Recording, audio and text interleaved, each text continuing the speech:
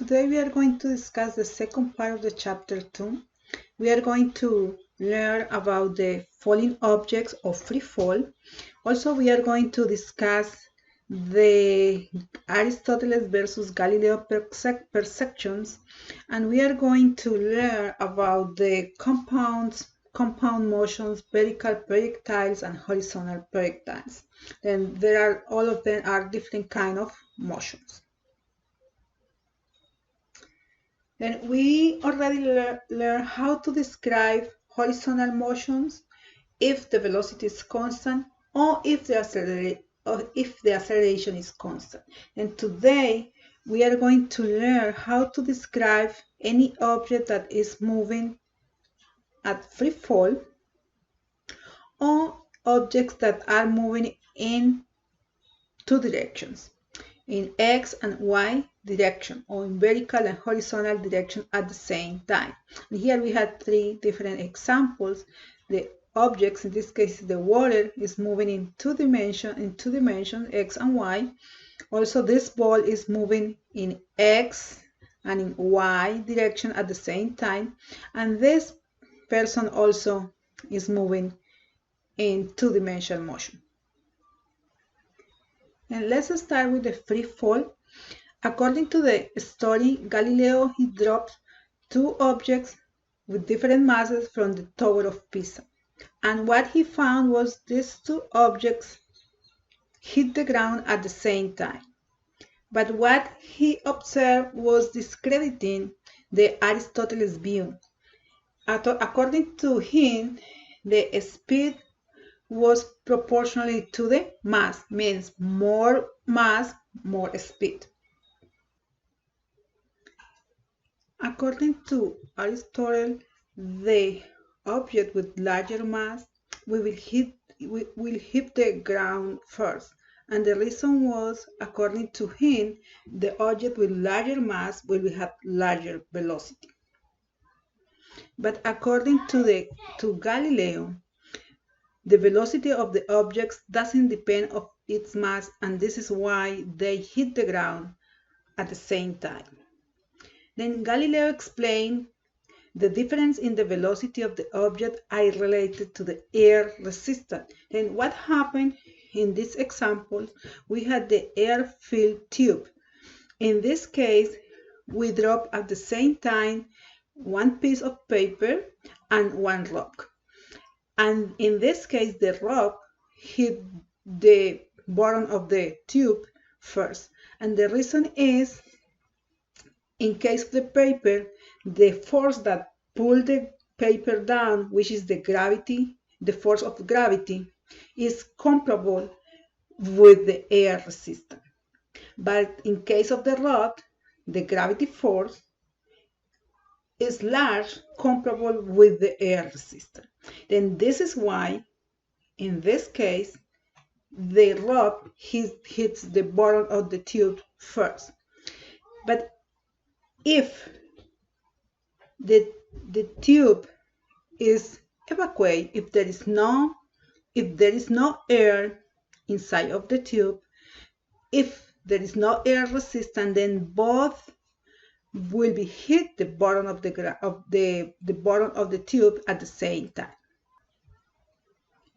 Now we know Galileo gave the correct explanations related to the free fall objects.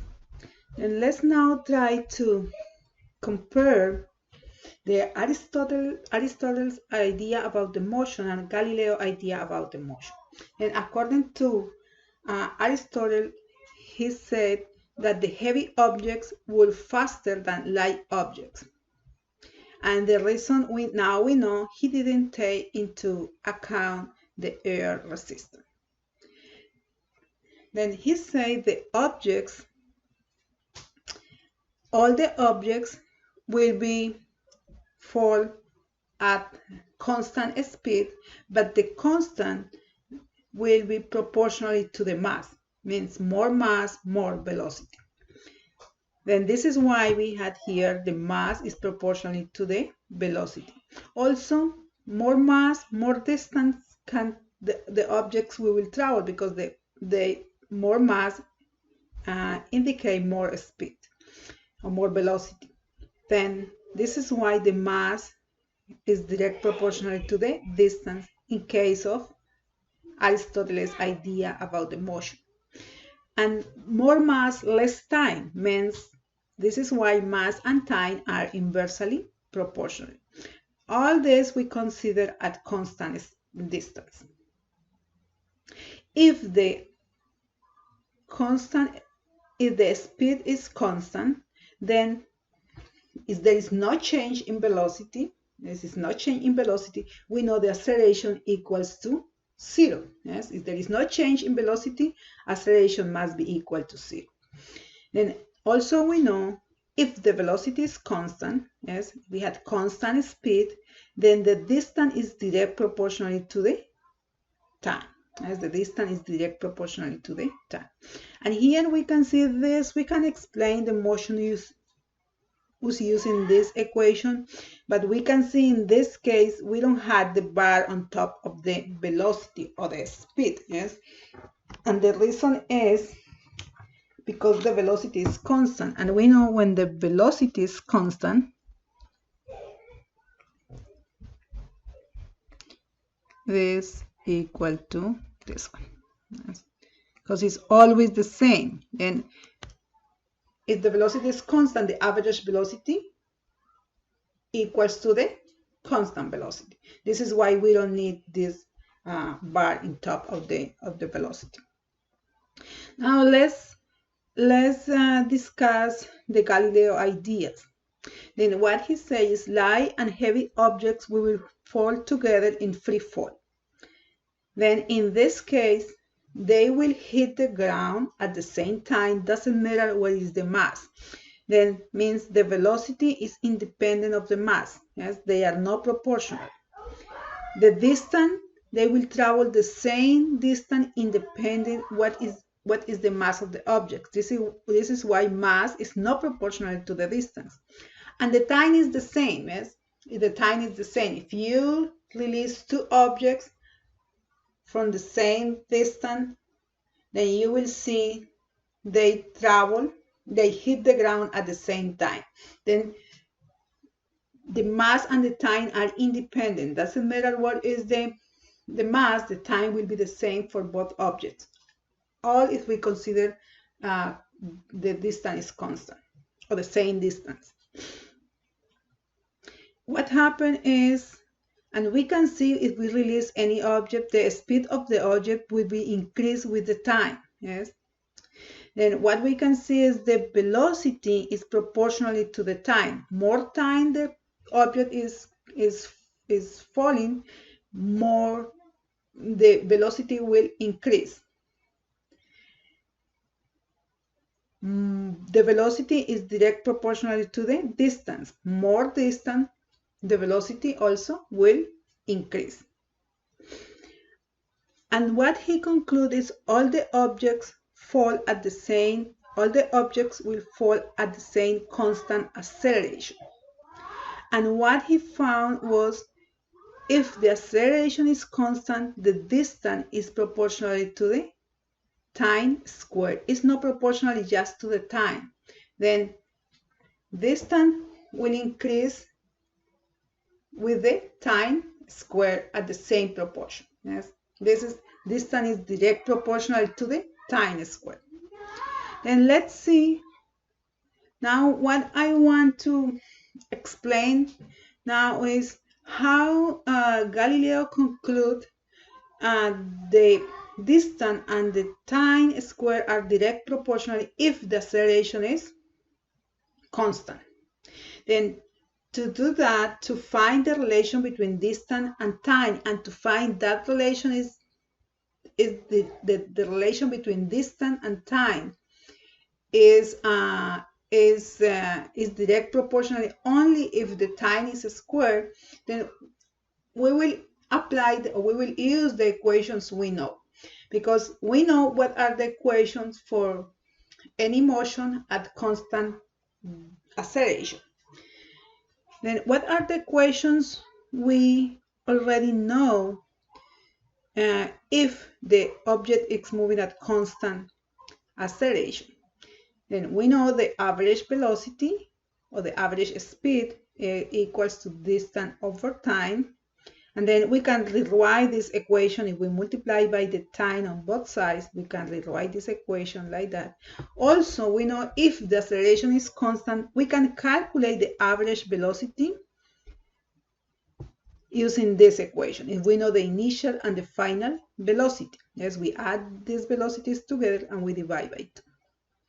And what I will do now, I will do some math to prove the distance is direct proportional to the time squared. You don't have to do this one, but I just want to show, yes, what the Galileo did to find that relation. And let's see if we substitute the equation 2 into the equation 1. Yes, you see we had the average velocity here, and we had the average, and then what we will do, we will substitute this equation, the equation number 2 into the equation number 1. Is we can see we substitute this one by this expression. This is what we had here, and then we multiply by the time, and this is we say this is the equation 3. And just see, now we had this equation. Now when we release the object, yes, we hold the object and then release, we know the initial, in that point, the initial velocity equals to 0, because just before we release the object is not moving. This is why we can consider the initial velocity equals to 0.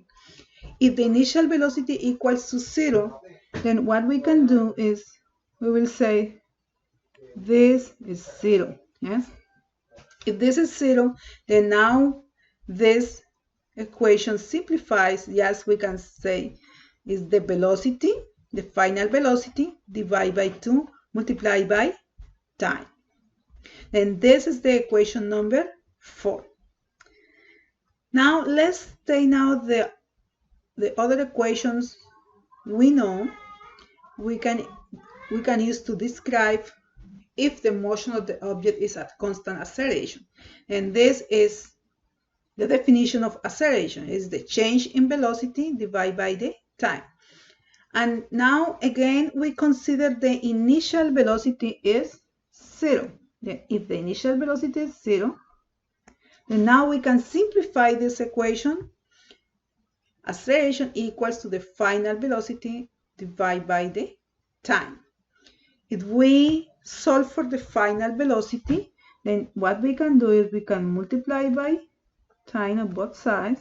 We cancel out this one, and then we will have the final velocity equals to the acceleration multiplied by the time.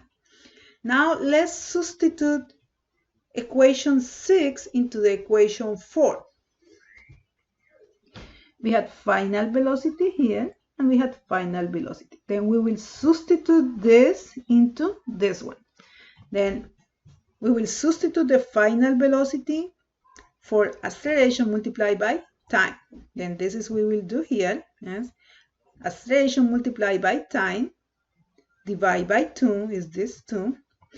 Then multiply by the time.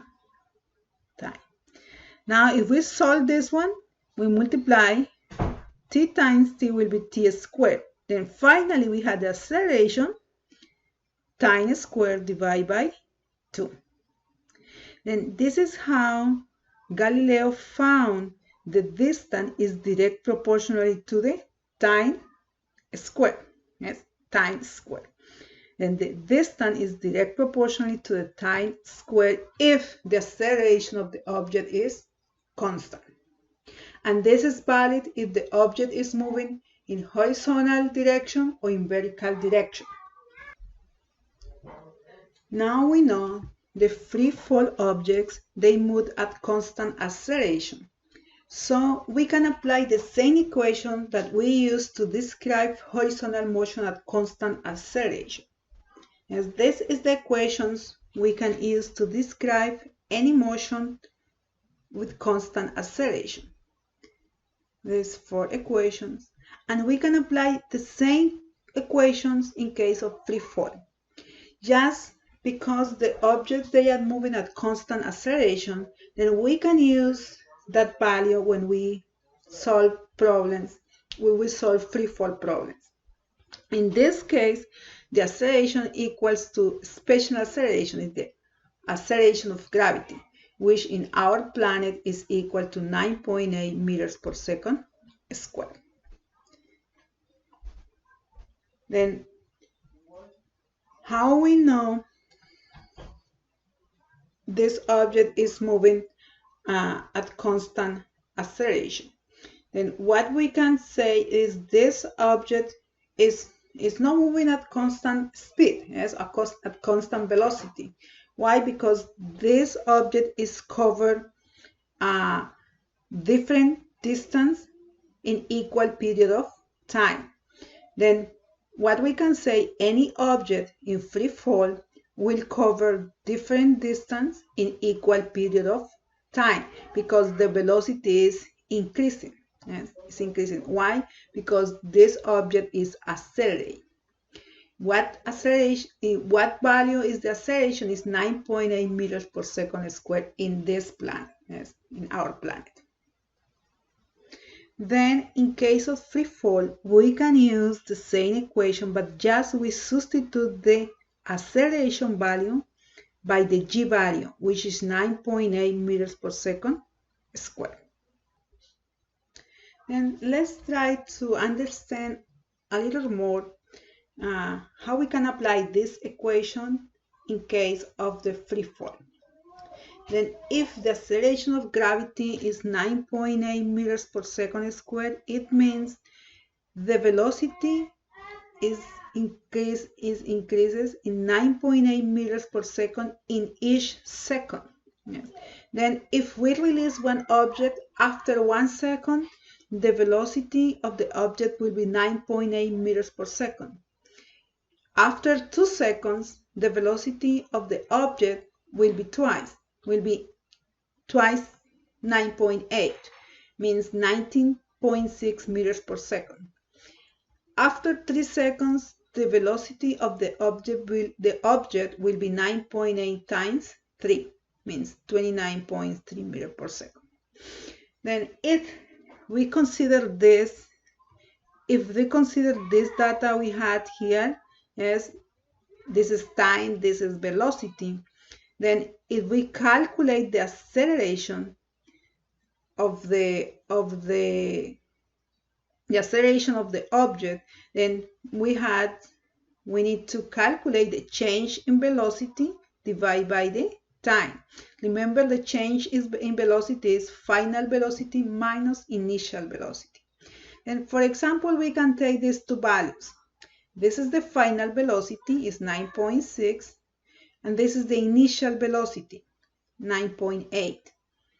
Then the change in velocity will be 9.8 meters per second. Then what is the time? The delta t of the time will be 2 seconds minus 1 second will be 1 second. 2 minus 1 is 1 second. Then now we can calculate the acceleration. Yes, yes, we divide the change in velocity 9.8 divided by the time, which is 1 second. Then we had 9.8 meters per second squared. Let's try now to calculate the velocity just using these two values. When the velocity, if the time equals to 3 seconds, and the final velocity if the time equals 4 seconds. Then the time between these 2 points will be 1 second. Yes, 4 minus 3 is 1. The change in velocity, if we consider this one the final velocity, will be 39.2 minus 29.4, which is 9.8 meters per second. Then the acceleration will be the change in velocity, which is 9.8 divided by 1 second, the time. Then the acceleration is 9.8 meters per second squared. What I want to show here is, one is how to use the equation, but the second thing is you can see the acceleration is always will be the same value. Yes, will be always 9.8 if the object is in free fall. And again, this corresponds to the acceleration of gravity in our planet. And if the acceleration is 9.8 meters per second squared, means the velocity is increases in 9.8 each second. And this value is constant value, is always about the same in each location in our planet. Then this is the acceleration of gravity of Earth. Yes, it's 9.8 meters per second squared. Also, we can calculate the final velocity if we know the time, for example. Yes, then we can calculate the final velocity. Yes, we can calculate the final velocity if we know the time, for example. And we know the answer now because we know we are applying the concept of constant acceleration, and we know that after 1 second the final velocity is 9.8. After 2 seconds the final velocity is 19.6. Yes, if we consider these 2 points, and in the same way the velocity is increases in 9.8 each second. Then if we know the time, how we can calculate the final velocity if the object is in free fall? Then let's assume the initial velocity is 0. If the initial velocity is 0, then this 0, and if we multiply by the time on both sides, yes, we will have the final velocity. Let's try to, if we multiply, let me write here.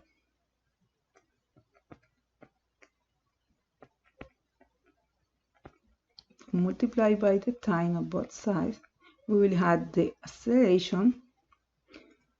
Let's write the acceleration, final velocity. Yes, but we can rewrite this one like the final velocity equals to g times t. And why g?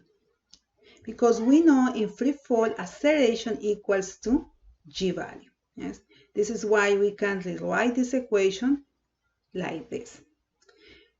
And this is true only if the initial velocity equals to 0. Then yes, let's apply this equation. Yes, then if the final velocity is 9.8 meters per second squared multiplied by time, 1 second, then the final velocity is 9.8 meters per second, as we expected. What happens if the time is 2? Then the final velocity just will multiply g value, 9.8 meters per second squared, times 2 seconds, and we will get 19.6 meters per second.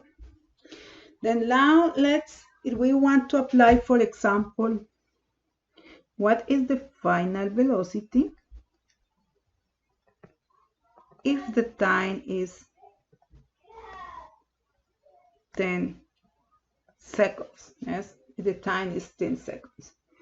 Then it's now here is hard to find in the graph, but we know we can use this equation. It's 9.8 meters per second squared multiplied by less than, we had 2 significant digits here, 10 seconds.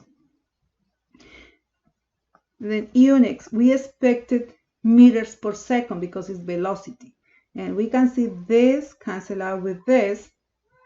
And then we had meters per second as we expected. Then 9.8 times 10 is 98 meters per second.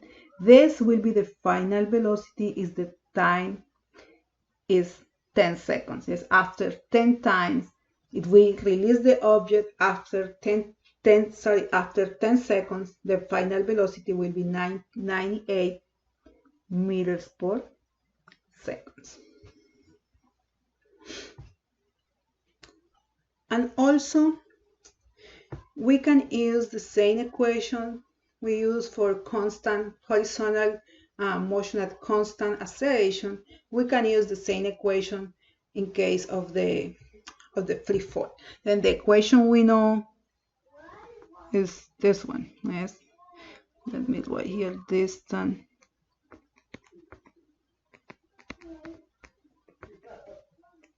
but we know in this case the acceleration corresponds to g value, free fall. Yes, this is why we can write the equation. I wrote the equation like that. Yes, then we can calculate if we know the time.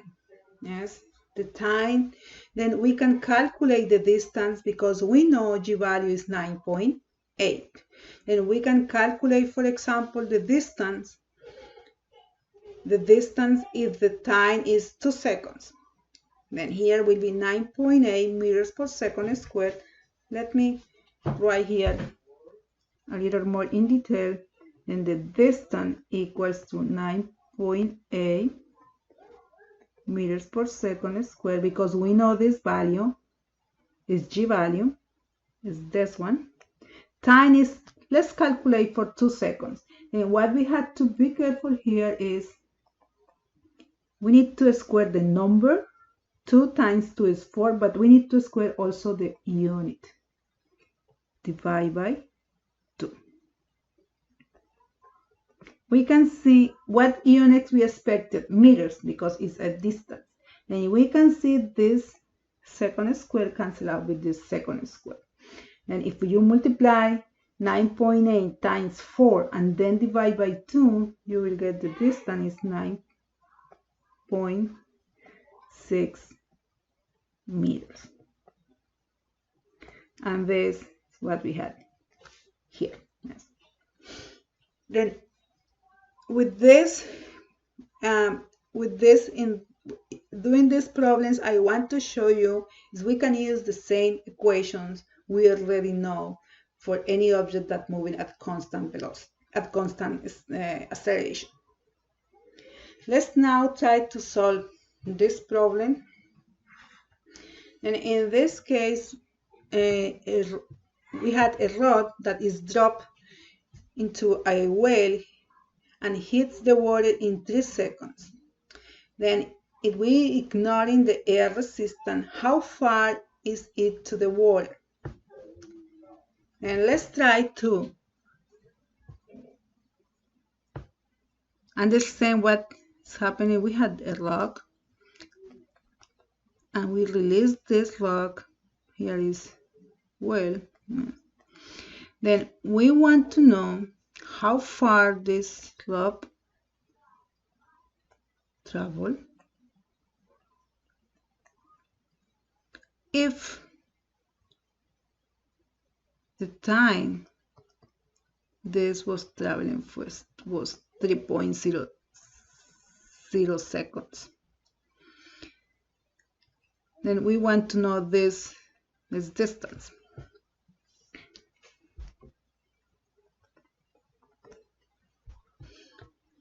Then what happened? What other information we know?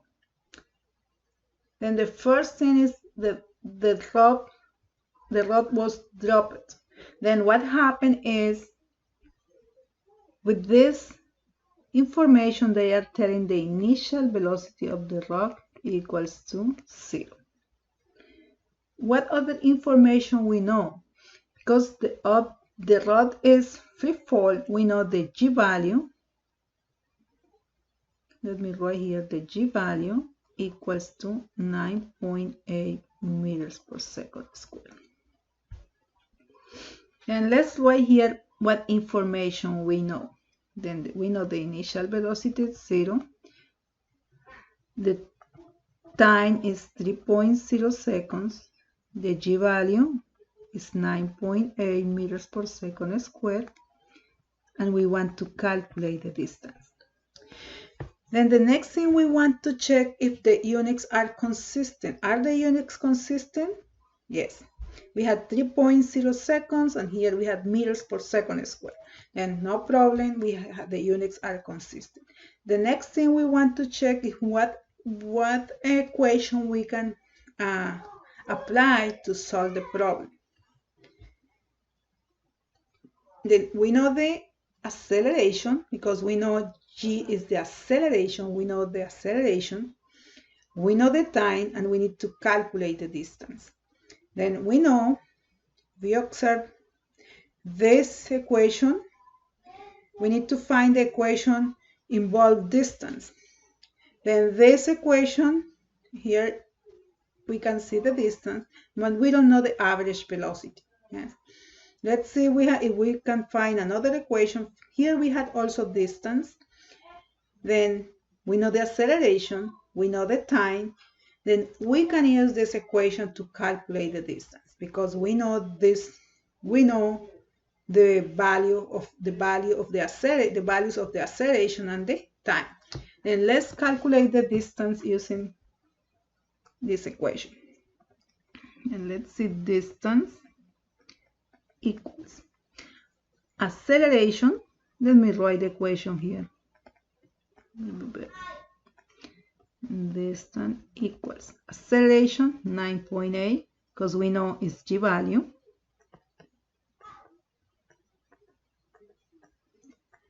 time is 3.0 seconds, don't forget to square, over 2,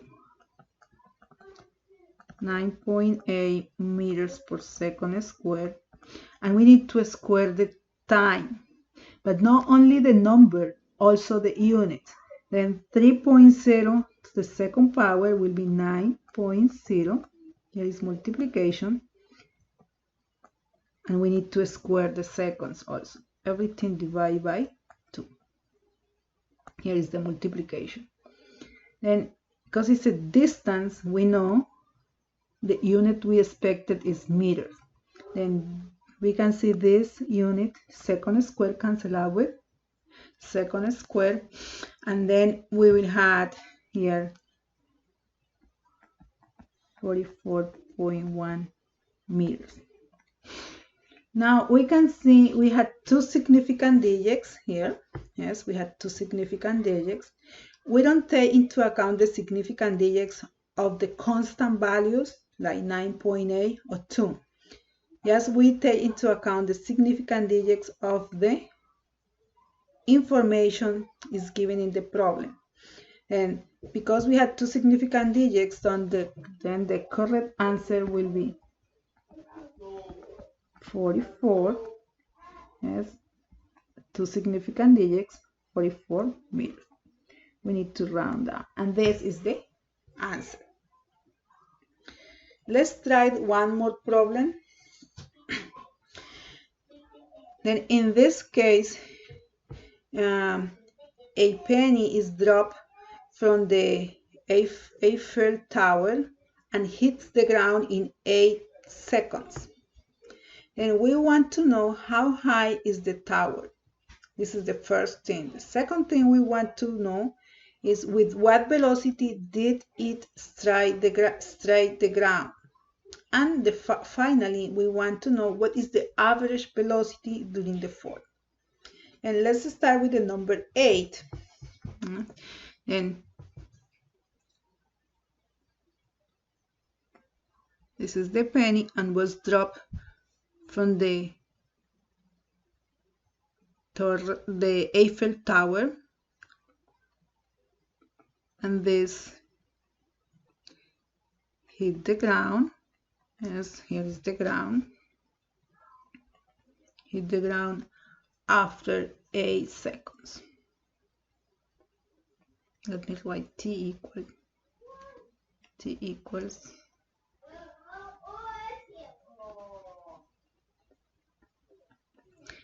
now what other information we know about the problem. Then the first thing is we know the initial velocity equals 0. Then because the penny is moving at free fall, then we know G value is 9.8 meters per second squared. Then what we need to calculate? We need to calculate the distance, is how high is the Eiffel Tower. Then we need to calculate the distance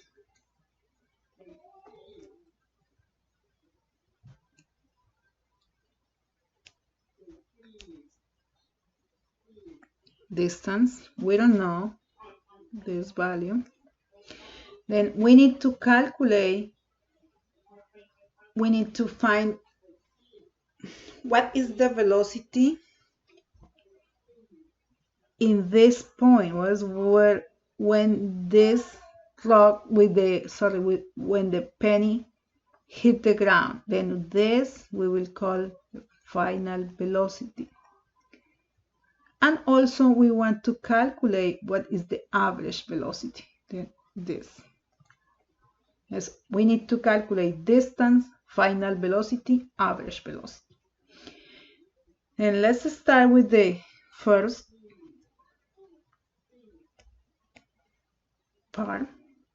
We want to calculate the distance. Then it's similar what we did before, as we know the G value, which is the acceleration, we know the time, then we can calculate the distance using this equation because it's easier. Then we know all the information just to apply this equation. And in this case, distance equals to G value 9.8, and we are applying this right now. Multiply by the time, but don't forget you have to square the time, divide by 2. And distance equals to 9.8 meters per second squared. Let me write better this one.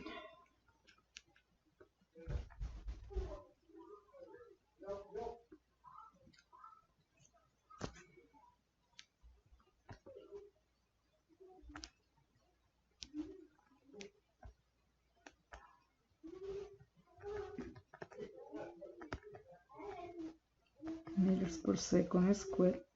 We square a times a is 64, 2 significant digits, second square, divide by 2.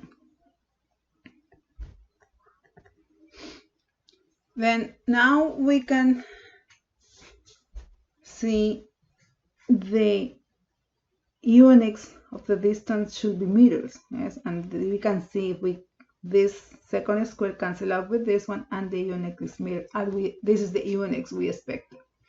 If we multiply 9.8 times 64 and we divide by 2,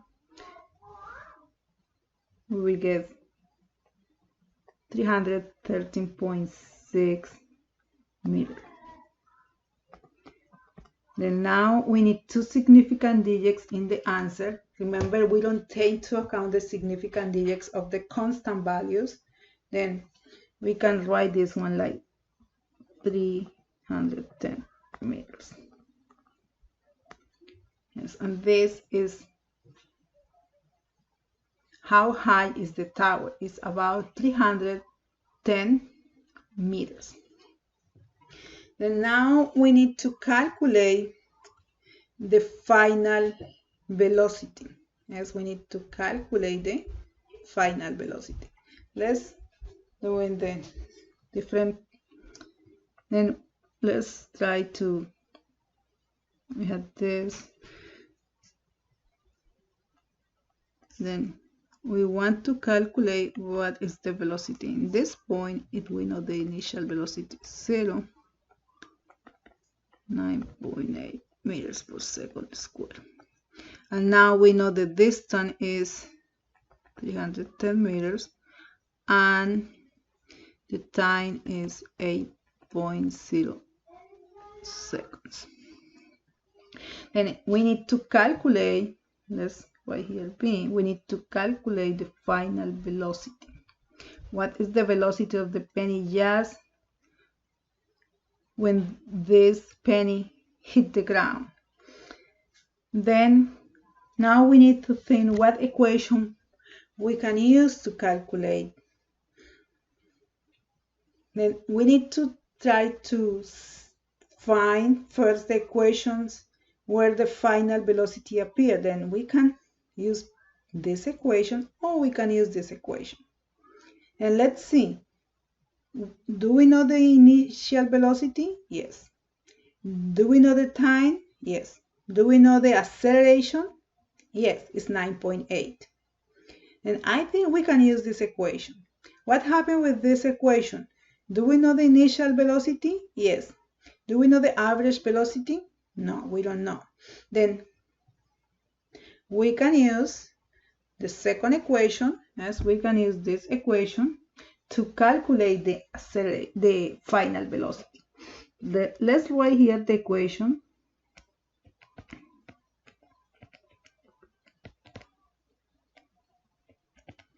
And just remember the acceleration equals to 9.8 in this case. Then we know the initial velocity is 0. Then I will say we will indicate like that. And then let's simplify this equation. If we want to solve for the final velocity, just we multiply by time on both sides. And let me write this equation like that. It's the same thing. Yes, this is final velocity equals to acceleration multiplied by the time. Now, final velocity equals to 9.8 meters per second squared multiplied by time, which is 8.0 seconds. Here is multiplication.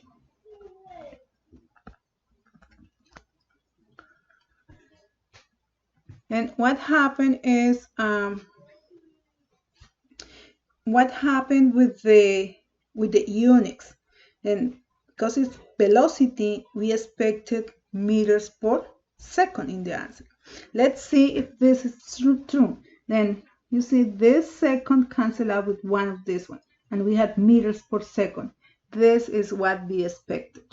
Then if we multiply 9.8 times A, we will get 78.4 meters per second.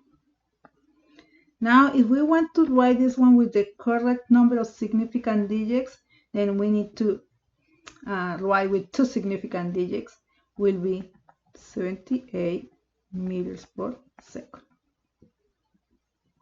And this is the answer. Now, let's try to solve the part C of this problem, and let's review. We had a penny. This penny was dropped from the Eiffel Tower, and this hit the ground after 8.0 seconds.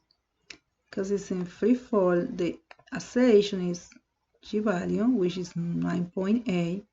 We found the distance is 310 meters, and the final velocity, the velocity in this point was 78 meters per second. And we know the initial velocity in this point was 0. I think this is all the information we had up to now. And we want to calculate the average velocity. How we can calculate the average velocity? And we need to first check the equation. What equations we can use? Can we use this equation? Here is the average velocity. Do we know distance? Yes. Do we know time? Yes, we can use this equation. Let's see, can we use this equation to calculate the average velocity? Do we know the final velocity? Do we know the initial velocity? Yes. Then we can use either this equation or this equation to calculate the average velocity. Let's calculate the average velocity in both ways, just to show you they must be close. Yes, the values should be close. And let's calculate first. This is the part C of the problem. Let's calculate the average velocity applying this equation. The average velocity is distance, which is 310 meters, divided by the time is 8.0 seconds.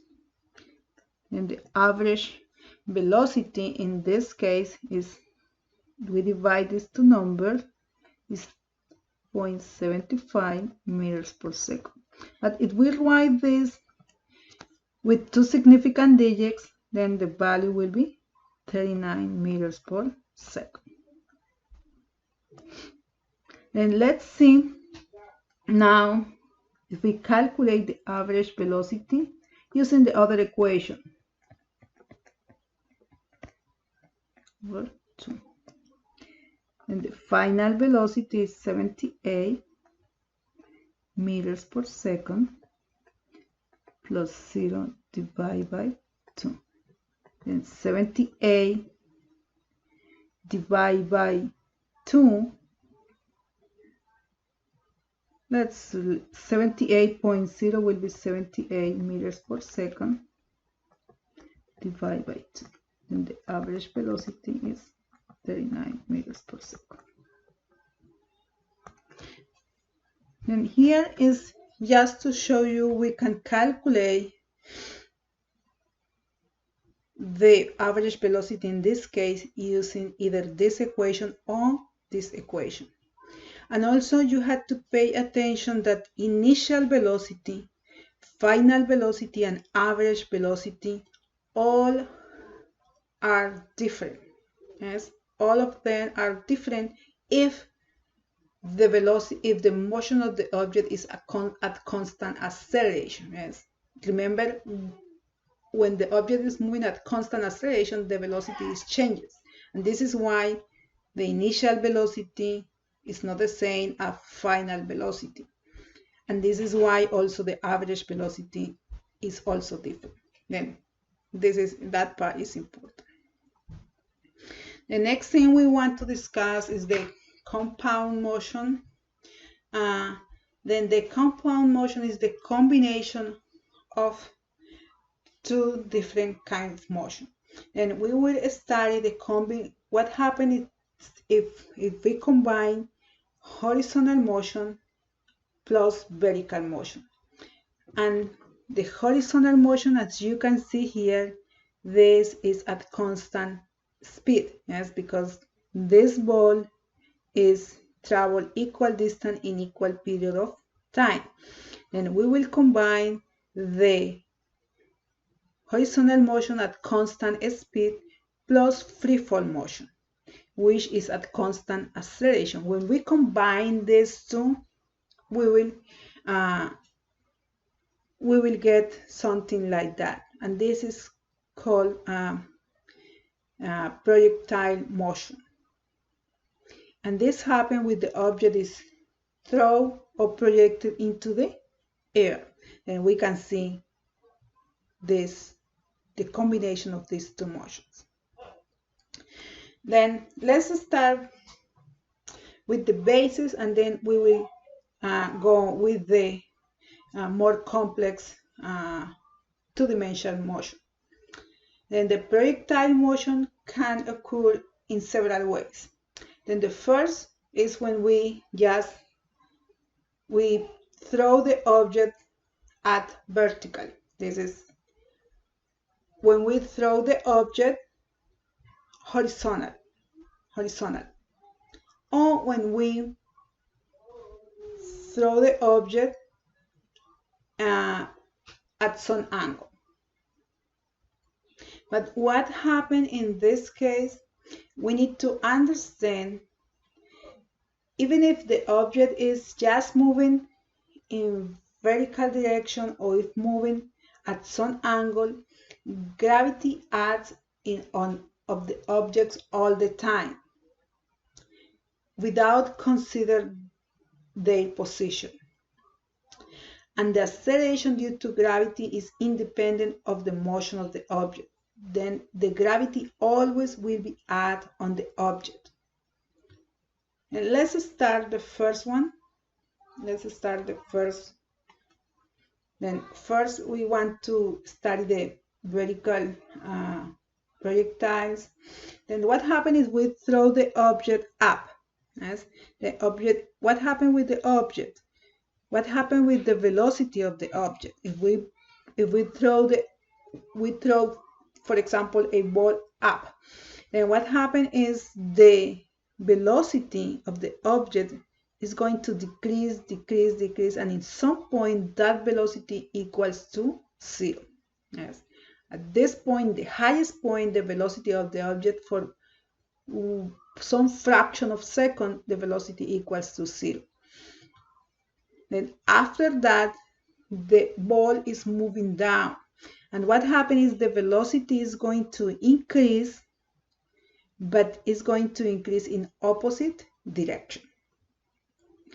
What happens if in this point where the velocity of the object, in the highest point where the velocity of the object equals to 0, is someone throw at this, exactly at this moment, release some ball or some object, and what happens, these two objects will be fall to the ground at the same time. Yes, it means this object, yes, this object is moving according to the free fall. Yes, this object is in free fall motion. And this is correspond to the vertical projectiles, is the objects at moving at constant acceleration. Yes. What acceleration is? The acceleration of gravity.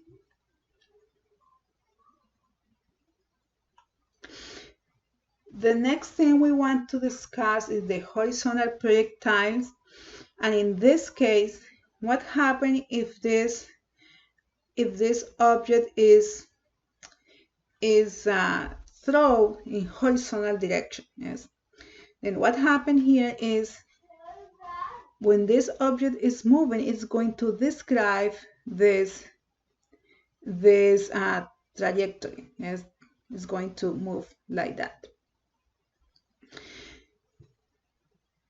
Then we can see here this ball is moving down.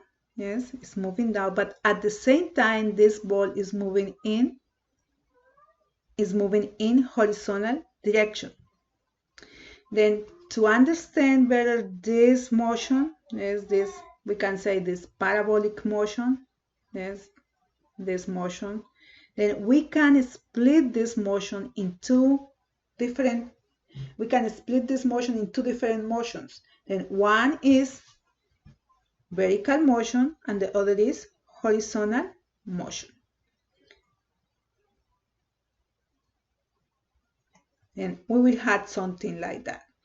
And what happens is, if we split this motion in two different motions, we will see the ball, we can describe in X direction or in horizontal direction. The ball is moving at constant velocity, means it's traveled the same distance in the same period of time.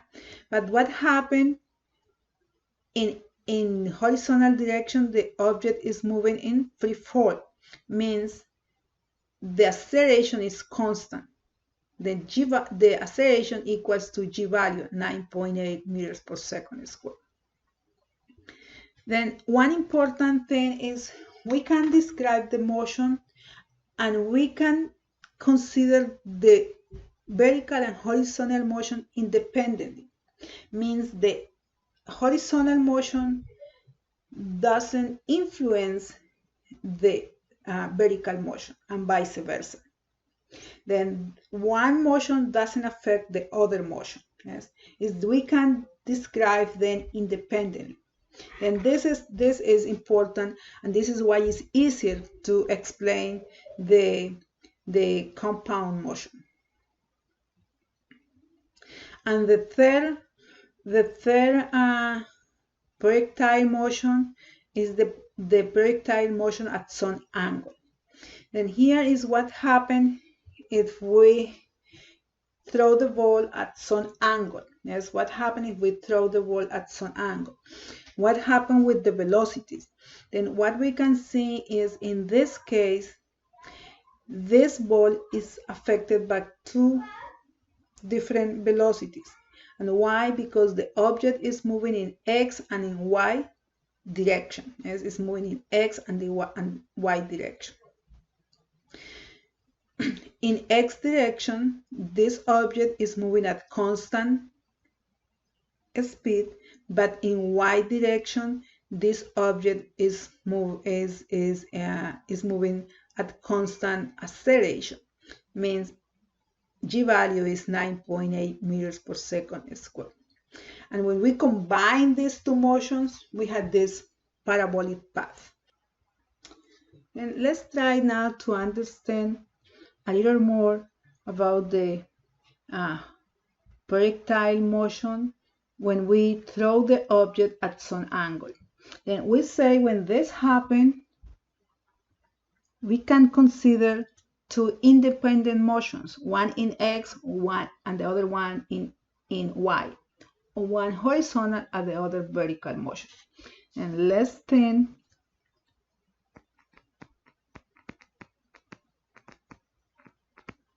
in this case we had horizontal, usually is in X direction, and in this case the velocity is constant. Then it's always the same. But in vertical direction, usually we associate with Y, the acceleration is constant.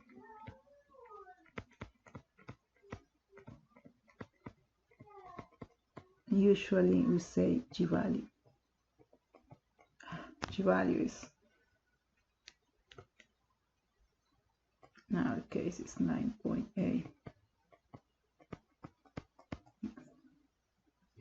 And let's try to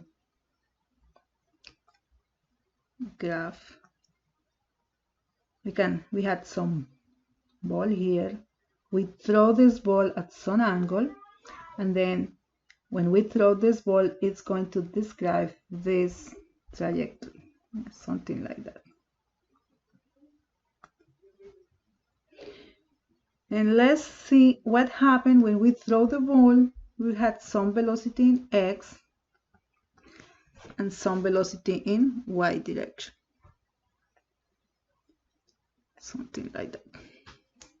And we can think some values. It's like 5 meters per second. And here we can think this is 18 meters per second. This is just some examples. Yes. And what happens if we want to know, we want to graph what are the vectors velocity. These are called the vectors velocity. Remember, these vectors represent the direction and the magnitude. Yes, and this correspond to the direction. Yes, this is the direction of the velocity, and this correspond to the magnitude. And we want to represent the vectors, the vector for the velocity, for example, in this point of the trajectory. Then what happened in the horizontal direction? The velocity is constant. If the velocity is constant, the magnitude of the vector will be always the same, because it's not going to change. As the velocity is 5 meters per second, here will be the same, 5 meters per second. Then I will try to the same magnitude. But what happened in Y? When we throw remember, we can consider these two motions independently. And when we throw some object up, what happened with the velocity? The velocity is decreasing. Then we don't know exactly the value, but we know these vectors will be the length of the magnitude of the vector will be less. Yes, this is we know. Should be less.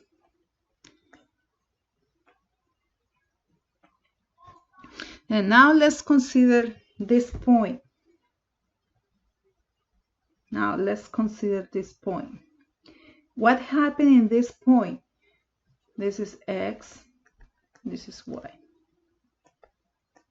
And here we know this is 5 meters per second. Let me write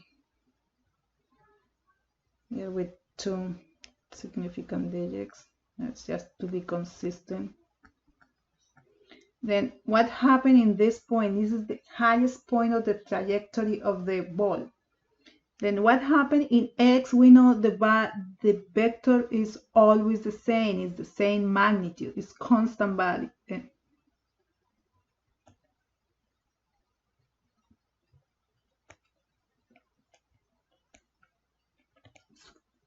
5.0 meters per second. What happened in x direction? Sorry, in y direction. Remember, if we throw the ball up, what happened with the ball? It's going up, up, up. The velocity is decreasing. And what happened in the highest point? The velocity equals to 0. Then in the highest point, the velocity in y direction equals to 0. This is why we don't need to draw any vector in y direction here, but we will say the velocity in y equals to 0. Then this is why in this point, we will have just the vector in x direction. Let's try to here. Now the object is moving down, yes, it's moving down. Then in x direction, the velocity is the same.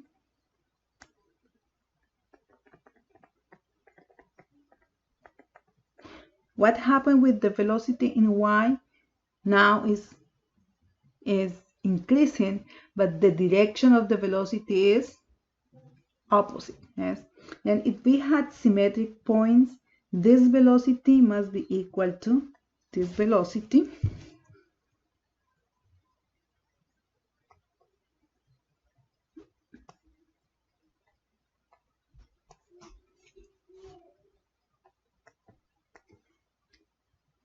And these two velocities if we had symmetric points.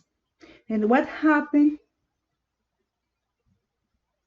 when the object hit the ground again?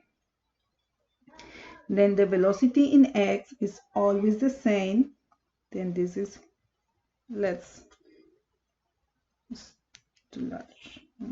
Use a little bit.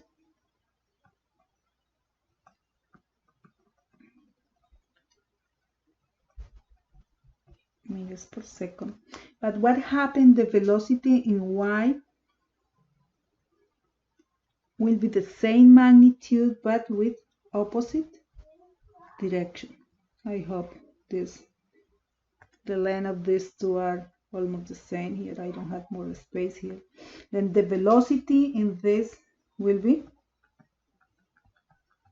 18 meters per second. Then the magnitude of the velocity in y direction in this point will be 18 meters per second, but the direction of the velocity will be opposite direction. Then we can think if this is the negative, if this is positive, then this one is negative direction. If we write something like that,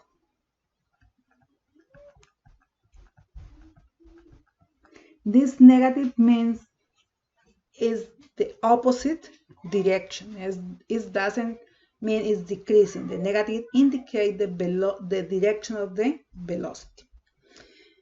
Then here we had better graph, yes, and this is why in this case, when this object is moving, yes, in this parabolic trajectory, we can see the vector velocity in x is always the same magnitude, yes, as you can see. But in case of y, when it's moving up, this vector decreases, yes, the magnitude, the length of the arrow is decreases, and in this point is 0, because there is no velocity in y at the highest point, in the same way when we throw some object up. But when the object is moving down, the velocity is again increases, and in the initial and the final point, the velocity in x, they are the same, but in y, the magnitude is the same, but they are in opposite directions. In case of the compound motions, we are going just to describe the motion. We are not going to solve problems. But in the case of horizontal and free fall motions, we will apply that equations we studied to solve problems. This is all I had to discuss for today.